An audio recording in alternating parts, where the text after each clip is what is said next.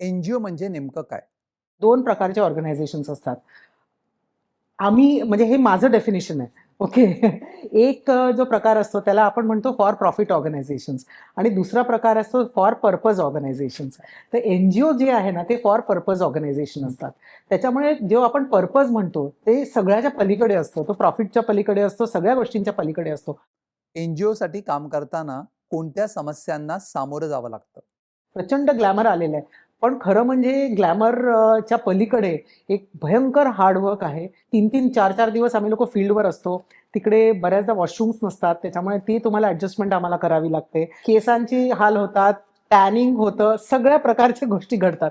Beneficiaries बरोबर तुम्हाला time spend करावं लागतं. प्रचंड ट्रॅव्हल असतं आणि ट्रॅव्हल म्हणजे 5 स्टार हॉटेल्समध्ये नाही, जे कॉर्पोरेटमध्ये शक्य आहे. कधी-कधी तर त्यांच्या घरात सुद्धा, आदिवासी लोकांच्या घरात सुद्धा राहावं लागतं. सो एक थोडंसं हार्ड लाईफ आहे, नाही म्हटलं तरी. It is not a very easy life. बऱ्याचदा नेटवर्क नसतं, कारण नेटवर्कच नाही आहे कितीतरी ठिकाणी. त्याच्यामुळे ते तुम्हाला WhatsAppवर तुम्ही कम्युनिकेट नाही करू शकत रेग्युलरली. तर त्याची सवय करून घ्यावी लागते कुठेतरी. एनजीओची सुरुवात करताना कोणत्या अडचणी येतात? सगळ्यात मोठा चॅलेंज असतो ट्रस्ट. ट्रस्ट संपादन करणं आणि तुम्हाला ट्रस्ट प्रत्येक पातळीवर संपादन करावं लागतं. सगळ्यात महत्त्वाचं म्हणजे ज्यांच्याबरोबर आपल्याला काम करायचंय किंवा ज्यांच्यासाठी काम करायचंय, जे आपण बेनिफिशियरीज म्हणतो, त्यांचं ट्रस्ट मिळवणं खूप महत्त्वाचं आहे आणि खूप कठीण सुद्धा आहे. आणि एकदा कम्युनिटीचं ट्रस्ट बिल्डिंग झालं, बेनिफिशियरीचं झालं, की सगळ्यात दुसरं महत्त्वाचं ट्रस्ट बिल्डिंग म्हणजे डोनर्सचं. कारण पैसा पाहिजे. NGOs work on donations. त्याच्यामुळे तिकडे सुद्धा ट्रस्ट बिल्डिंग करावं लागतं. तिकडच्या स्ट्रॅटेजीज कम्प्लिटली वेगळ्या असतात. डोनर्सला आपण एक प्रपोजल देतो, की आम्हाला या गावांना पाणी सकारात्मक करायचं आहे किंवा इथे पाण्याचं उपलब्ध करून द्यायचं आहे आणि नंतर ते ऑपरेशनलाइज करायचं. त्याच्यामध्ये खूप चॅलेंजेस असतात. आता कोविडमुळे प्रचंड चॅलेंजेस आले. काही चॅलेंजेस आपल्याला माहिती असतात, येऊ शकतात. पण बरेचसे चॅलेंजेस अनपेक्षित असतात. जसं आता सडनली पाऊस आला तर तुमचं सगळं प्रोजेक्ट डिले होतं. कधी-कधी कम्युनिटीजचं कोऑपरेशन मिळत नाही. कधी दुसऱ्या प्रकारचे चॅलेंजेस असतात आणि प्रचंड पेशन्स लागतो. सगळ्याकडे हळू तुम्हाला एक-एक चॅलेंज पार करत जावं लागतं. आर्थिक व्यतिरिक्त इतर कोणत्या प्रकारची मदत करू शकतो? म्हणजे असं गुंतलेले एकमेकांमध्ये सोशल प्रॉब्लेम्स आहे आणि बऱ्याचदा त्याचं उत्तर असं सरळ नसतं, लिनियर उत्तर बिलकुलच नसतं. त्याच्यासाठी आपल्याला ते एक-एक डिलेयर करत तो प्रॉब्लेम्सला जावं लागतं आणि मग एकेका प्रॉब्लेमवर आपल्याला उत्तर शोधावं लागतं. बरेचशी उत्तरं आमच्याकडे नसतात. त्याच्यामुळे आम्हाला लोकांच्या सल्ल्याची आवश्यकता असते. आम्हाला लोकांबरोबर ब्रेनस्टॉर्मिंग करायची आवश्यकता असते.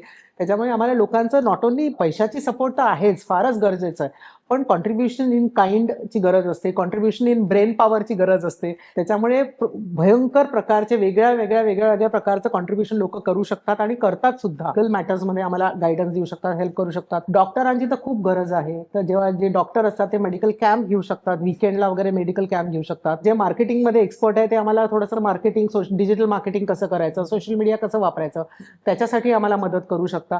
तुम्ही जर ॲक्टर आहात, इन्फ्लुएन्सर आहात, तर प्लीज आम्हाला थोडंसं हेल्प करा या बाबतीत. हॉटेल्समधनं सुद्धा शेफ तुम्ही असाल तर आम्हाला जे भाजीपाला जो तिकडे येतो त्याच्या काहीतरी चांगल्या रेसिपीज आम्हाला सुचवा तुम्ही, जेणेकरून त्यांचं न्यूट्रिशन लेवल्स आम्हाला वाढवता येतील. योग्य एनजीओ कसं ओळखावं? आम्हाला मॅन्डेटरी असतं की रिपोर्टिंग करणं. चॅरिटी कमिशनरला रिपोर्ट आम्हाला पाठवावा लागतो, की तुम्हाला क्वार्टरली रिपोर्ट्स पाठवावे लागतात, ॲन्युअल रिपोर्ट्स आम्हाला पाठवावे लागतात, डोनर्सला पाठवावं लागतं. त्याच्यामुळे पैशाचं आम्ही नियोजन कसं केलं, त्या पैशाचा वापर कसा केला, या सगळ्याचं आमच्याकडे डिटेल्ड रिपोर्टिंग असतं. तुम्हाला कधीही कोणाला द्यायच्या आधी तुम्ही त्यांना रिपोर्ट्स मागा, की आम्हाला क्वार्टरली रिपोर्ट तुमचा बघायचा आहे. आणि ज्या जेन्युइन एनजीओ नाही आहे त्यांच्याकडे हे सगळं काहीही नसणार आहे. बेनिफिशियरीजशी आम्हाला बोलायचं आहे. ठीक आहे, तुम्ही कॅन्सरसाठी पैसे जमा करताय ना, कोण आहे कॅन्सर पेशंट? आम्ही तुमच्या थ्रूच पैसे देऊ, पण आम्हाला त्या माणसाशी बोलायचं आहे, आम्हाला त्याच्या वडिलांशी बोलायचं आहे. तर फोटोज पाठवा किंवा एकदा पैसे देऊ नका. तुम्ही जोडा, तुम्हाला स्वतःला त्या एनजीओ बरोबर जोडा. कंटिन्युअस टचमध्ये राहा त्या लोकांच्या. एनजीओ मधील वेतन स्वरूप कसे आहे? सॅलरीज असतातच. सो 2 प्रकारचे लोकं आहेत आमच्याकडे. एक तर पेड एम्प्लॉईज आहे आणि एक व्हॉलंटिअर्स आहे. एनजीओ सेक्टरमध्ये हल्ली सॅलरीज खूप चांगल्या झालेल्या आहेत. पण जर आपण कॉर्पोरेटशी कंपॅरिझन केलं तर एक साधारण 20 ते 25% कमी आहे. लाइक टू लाइक याच्यामध्ये. त्यामुळे जर नवीन पिढीला एक असा प्रकारचा job, if they are okay with that 25% salary cut आणि पॅशनेट जॉब पाहिजे असेल, this is a great sector to work. त्याच्यामुळे वर्किंग कंडिशन जे आपण म्हणतो पद्धतीमध्ये काही फरक नाहीये. फक्त of course you have to adjust with that pay cut म्हणा किंवा लिटल हार्डर लाईफ. अधिकृत एनजीओची माहिती कुठे मिळू शकते? एनजीओ दर्पण म्हणून एक आहे, नीती आयोगची साईट आहे. तिकडे सगळे जेन्युइन एनजीओची लिस्ट आहे. एक एनजीओ दर्पण नुसतं केलं की तिकडे तुम्हाला स्टेट वाईज ॲक्टिव्हिटी वाईज सगळं तुम्हाला डिटेल्स मिळून जातील. दुसरं एक गाईड स्टार इंडिया म्हणून एक आहे ऑर्गनायझेशन. तर guide star India is a good source. तिकडे जाऊन सुद्धा तुम्ही नुसतं एनजीओचं नाव गाईड स्टार इंडियाच्या वेबसाईटवर तुम्ही टाईप केलं तर तिकडे तुम्हाला अॅन्युअल रिपोर्ट सुद्धा बघायला मिळतील की मागच्या वर्षी एनजीओचं इन्कम किती होती, बजेट किती होतं, त्यांचं एक्सपेंडिचर किती झालं. तरुण पिढीला काय सल्ला द्याल? काम मी मे बी 10 लोकांपर्यंत पोहोचेल. If we use more innovative technology I can reach 25 people. माझं काम स्केल अप व्हायला मला टेक्नॉलॉजीची गरज आहे. त्याच्यासाठी जास्तीत जास्त इंजिनियर्सनी पुढे येणं आवश्यक आहे, टेक्नोक्रॅट्सनी पुढे येणं आवश्यक आहे, इनोव्हेटर्सनी पुढे येणं आवश्यक आहे. आणि तुम्ही बिलकुल प्रॉफिट, आणि इथे प्रॉफिट बनवू शकतो मी.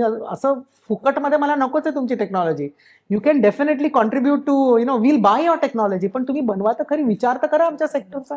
म्हणून नवीन पिढीने अगदी डेफिनेटली बघितलं पाहिजे या सेक्टरकडे as a possibility to build nation, as a opportunity to build nation, as an opportunity to impact many many lives, as an opportunity to contribute to the country.